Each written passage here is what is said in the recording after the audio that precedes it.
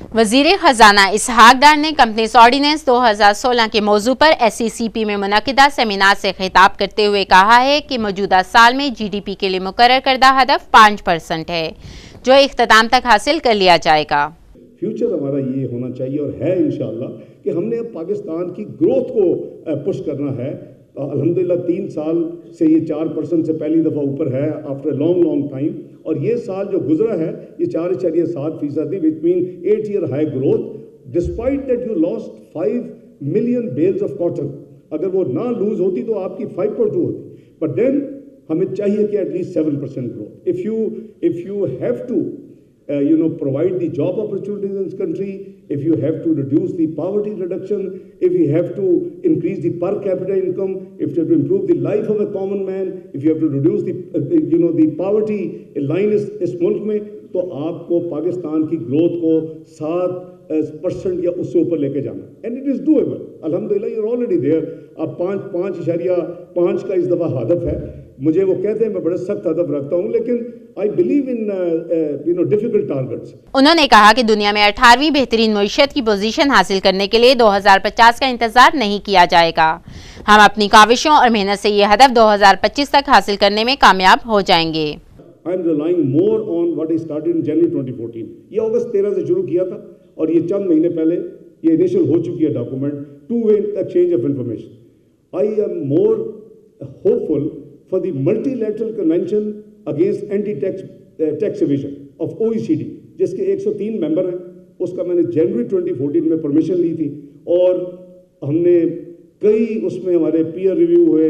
हमने finance bill 2015 में amendment की to meet the required. That membership is not by application, membership is by invitation. You have to meet the criteria of those countries and then you can only join and you are invited. तो हमने ये सारे अल्हम्दुलिल्लाह जुलाई 16 में इस साल पूरे किए। इसहाक डार ने कहा कि कंपनीज ऑर्डिनेंस 2016 अदारों में शफाफियत के क़याम और करप्शन के खात्मे में अहम किरदार अदा करते हुए मुल्की मईशत को मुस्तहकम बुनियादों पर कायम करने में अहम किरदार अदा करेगा। अगर हमारा किबला और सिमत दुरुस्त रही तो इंशाअल्लाह कामयाबी यकीनी होगी। इस मौके पर वज़ीर आज़म के मुशीर बराए रेवेन्यू हारून अख्तर ने कहा कि अच्छा कॉर्पोरेट लॉ बैरून सरमायाकारी को फ़रोग़ देने में अहम किरदार अदा करता है। इस ऑर्डिनेंस के तहत मनी लॉन्ड्रिंग की तहकीकात का हक SCCP को हासिल हो जाएगा, जबकि ऑफशोर कंपनी से मुतल्लिक़ तहकीकात करप्शन के खात्मे में अहम किरदार अदा करेंगी। SCCP will also be able to investigate on money laundering offences.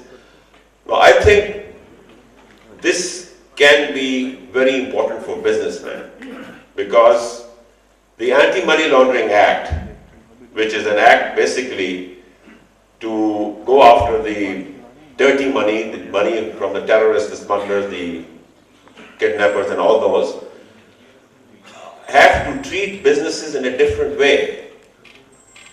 Same is true for NAB. Like NAB or the Anti-Money Laundering Act, through that they approach the businesses. It affects the day-to-day running of a business.